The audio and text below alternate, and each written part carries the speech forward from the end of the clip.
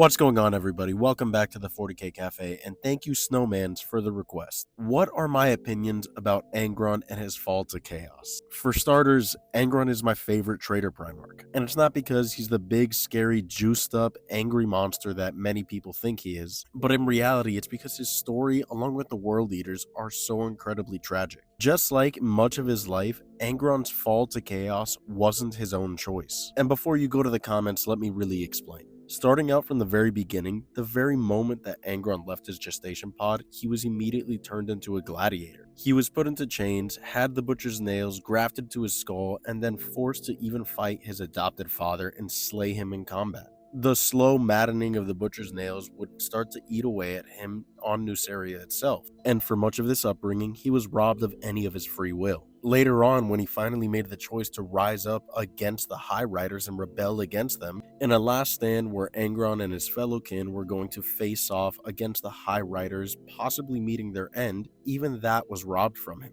The Emperor would teleport him off the planet's surface and leave his fellow gladiatorial brothers and sisters to meet their fate on their own. Angron's chosen fate would be robbed by the Emperor, and he would once again be put in shackles in prison. Here, he would later find himself forced to lead what would then become the World Eaters, and go on this crusade leading men that he hated and for a father he detested. Throughout this time period, the butcher's nails driving him more and more mad, and slowly stripping away whatever life that he would have left. Finally, during the Horus Heresy, Angron would choose to fight against his tyrant father, changing one mad ruler for another, and that brings us to when he was going to fall to chaos. Angron would return to Nuceria with his brother Lorgar and Tone during the Shadow Crusades, and Lorgar all the while knew that the Butcher's Nails were slowly unaliving his brother. In, I guess, a twisted act of desire to save his brother Angron, Lorgar would devise a scheme to go on and ascend his brother to become a Daemon Prince. In this way, Angron would not pass. Much of this I am glossing over, and this is a gross oversimplification of what happened, but the point that I'm getting at is that even in these final moments, Angron did not have a choice of becoming a Daemon Prince. In the last moments before being turned into a Daemon Prince of Khorne,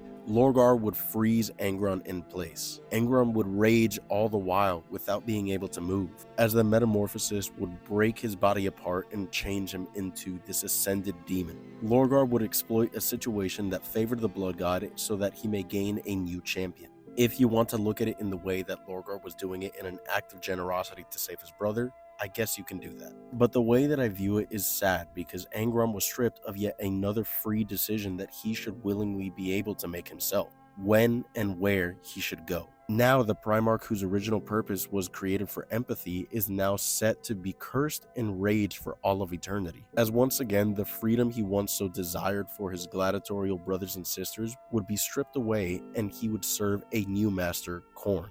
This one being more permanent than ever, as both individuals are immortal. My opinions on Angron's fall to chaos is nothing but pure sadness for the Primarch. I mean, after all, if I'm being honest, like many things, Angron never fell to chaos or chose it. He was just forced into it.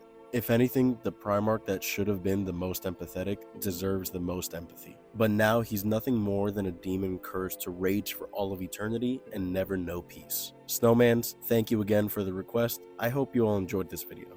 Drop a comment if there's anything you guys want to hear about next, and as always, remember to follow for more.